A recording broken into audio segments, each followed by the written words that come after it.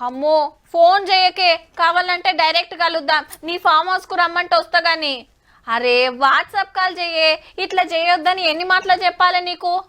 అన్న నేను ఎవరికన్నా ఫోన్ చేయగానే ఏదో సప్పుడిన పడుతుంది, ఏంది కావచ్చు? ఓ కొడుకో, నీ ఫోన్ ట్యాప్ చేసిండ్రే పక్క జర పైలం అని అప్పట్లా గిట్లా మాట్లాడుకునేదట లీడర్లు. సర్కార్ మారంగానే దాని మీద కేసు అయి ఫోన్లు రికార్డు చేసిన వాళ్ళు అరెస్ట్ అయ్యే.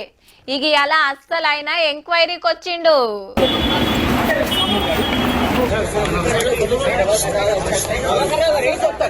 అమెరికాకెళ్ళి వచ్చిన ప్రభాకర్ రావు సార్ గాలి మోటార్ల డిపోలో దిగంగానే గిట్లున్నది పొద్దుగాల. ముందే ఓ 15-20 మంది పైల్వాన్లను మాట్లాడి పెట్టుకున్నట్టుండు. వాళ్ళు రౌండ్ అప్ చేసి ఎవరిను దగ్గర రాకుండా కారు కాడికి తోలుకొచ్చిండ్రు.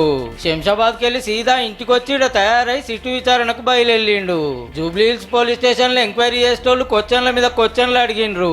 ఫోన్ ట్యాపింగ్ ఎందుకు చేసిండ్రు, ఎవరు చేయమన్నారు, ఎందరు ఫోన్లు ట్యాప్ చేసిండ్రు, ఏం సీక్రెట్లు విన్నారు, జడ్జిల ఫోన్లు ఎందుకు రికార్డ్ చేసిండ్రు, మీ వెనకాల ఎవరు ఉన్నారని అడిగితే ఏమో నాకు తెలియదు, నాకేం సంబంధం, మొత్తం గివే ఆన్సర్లు చెప్పిండట. అసెంబ్లీ ఎలక్షన్ల రిజల్ట్ రాగానే కొలువుకు రాజీనామా చేసిన అటెన్క హార్డ్ డిస్కులు వాళ్ళకి కొడితే నాకేం లింకు, నేనే చేసినట్టు ఏం సాక్ష్యాలు ఉన్నాయని ఉల్టా క్వశ్చన్ చేసిండట. ఫోన్ ట్యాపింగ్ కమిటీలో నేను లేను, ఇంతకంటే నాకేం తెలియదు అన్నాడట. పొంటెల కమానం అడిగిన అల్కగా చెప్పాలంటే కోర్టుకు ఏం రాసిచ్చిండో ఈడ సుధా గదే చెప్పిండు. గమ్మత్ ఏందంటే ఈ కేసులో అరెస్ట్ అయిన వాళ్ళంతా మా బాస్ ప్రభాకర్ సార్ చెప్తేనే చేసినాం, లేకుంటే మాకేం పని అని ముందే చెప్పేసిండ్రు ఎంక్వైరీలా. అప్పుడు సీక్రెట్ పోలీసులకి ఈసారే బాసు. కానీ ఈ ముచ్చట ముందే చెప్తే అయిపోవు కదా సారు, అమెరికాకి ఎందుకు పోయినట్టు, రమ్మంటే రానని జిద్దు చేస్తేవి, సుప్రీంకోర్టు ఆర్డర్ వేస్తే గానీ రాకపోతివి, అవసరమైతే మళ్ళోపారి విచారణకు పిలుస్తామని చెప్పి ఇంటికి పంపించేసిండ్రు. ఇన్ని రోజులు ఈ సార్ వస్తేనే విచారణ ముంగడికి పోతుంది అన్నారు. చూడాలి మరి ఇప్పుడు ఏమైతుందో.